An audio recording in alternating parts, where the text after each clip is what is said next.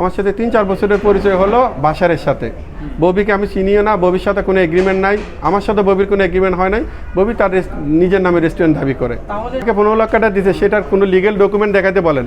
একটা নিজের হাতে আমার পেটের মধ্যে তারা নিজে লিখে নিজে আমার সিগনেচার নকল করে আমার সাথে যে এগ্রিমেন্ট করছে, এই এগ্রিমেন্ট থেকে সিগনেচার কম্পিউটারের মাধ্যমে বসাই নকল করে একটা ডকুমেন্ট বানাই রাখছে। 2 নম্বর ডকুমেন্ট বানাইছে, আর 5 লক্ষ টাকার কোনো ডকুমেন্টই নেই।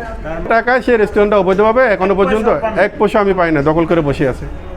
বাউন্স হয়েছে, এটা ববির পার্টনার মির্জা আবুল বাশার বিটিএল গ্রুপের নামে ওখান থেকে চেকগুলো আসছে, যেটা হলো ওদের একটা বলতে আপনারাই ভালো বলতে পারেন, সত্যটা যাচাই করলে আপনারাই এটার রেজাল্ট আপনারাই প্রকাশ। ডকুমেন্ট বানাইলে কি টাকা দেওয়া হয়ে যায় সেটা প্রমাণ করার জন্য তো আপনারাই আছেন।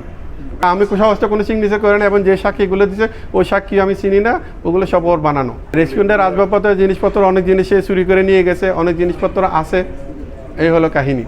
আপনি তার বিরুদ্ধে কি আমি তার বিরুদ্ধে থানায় একটা জিডি করছিলাম, 40 লক্ষ টাকা দেওয়ার কথা ছিল, 15 লক্ষ টাকা দেয় নাই, ওইটা সব মিলে 55 লক্ষ টাকা পাওয়ার জন্য থানায় জিডি এখনও করা আছে তার নামে, কিন্তু সে কোনো টাকা পয়সা দেয় নাই। থানায় যাবে বলে বিভিন্ন অজুহাত দেখায়, সে ঢাকার বাইরে এখানে বলে থানায় যায় নাই। থানার এসআই সালমান আছে, আপনারা জিজ্ঞেস করতে পারেন, আমার জিডির এগেনস্টে সালমানকে জিজ্ঞেস করতে পারেন, সত্য ঘটনার ওখান থেকে জানতে পারেন। আইনগতভাবে এখন আমার অবৈধভাবে দখল করেছে, আমার সাথে যে এগ্রিমেন্ট করেছে, আমার সাথে কোনো টাকা পয়সা না দিয়ে সে দখল করে আছে।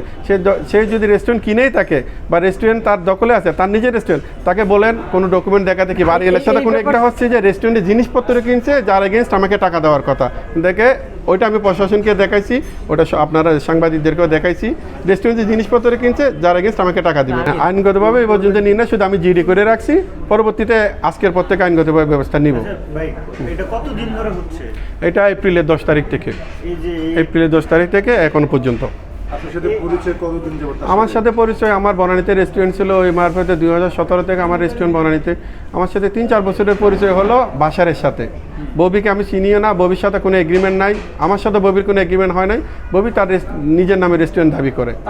ববি যে বাশারের মাধ্যমে ইনভলভ হয়েছে, বাশারের পার্টনার নাকি ববি, হ্যাঁ ববি নাকি বাশারের পার্টনার, এটা তাদের ইন্টারনাল ব্যাপার। আমার সাথে তো ববির কোনো এগ্রিমেন্ট নাই, কোনো কিছু দেখাতে পারবে না, কোনো লেনদেনের কোনো কিছু দেখাতে পারবে না, কোনো এগ্রিমেন্টের কোনো কিছু দেখাতে পারবে না। কিন্তু আমার রেস্টুরেন্টটা এখন দখল করে ববি তার নিজের রেস্টুরেন্ট বলে আপনাদেরকে সেরা সংবাদ সম্মেলনে অলরেডি ঘোষণা করে দিছে। তাহলে হ্যাঁ, নিজের নামও বলে দিছে, সাইনবোর্ড টাঙাই দিছে। এখন ববিকে আপনারা জিজ্ঞেস করেন, আপনার নিজের রেস্টুরেন্ট, আপনার ডকুমেন্টপত্র দেখান।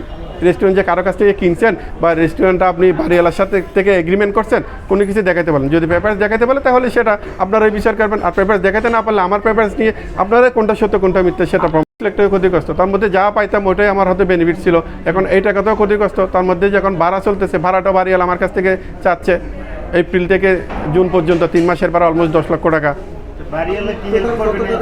বাড়িওয়ালা হেল্প করতেছে, বাড়িওয়ালা এখন তো ওকে ঢুকাইছি আমি, বাড়িওয়ালা তো আর ওনাকে চিনে না, ওনাদের সাথে হয়তো পরিচয় করাই দিছি, কিন্তু বাড়িওয়ালার সামনে গিয়ে ওনারা এগ্রিমেন্ট করার কথা ছিল বা আমাদেরকে টাকা দিবে বলছে, মৌখিকভাবে বলে আসছে। পরবর্তীতে কোনো টাকা না দিয়ে তারা প্রতারণার ফাঁদ কাটছে।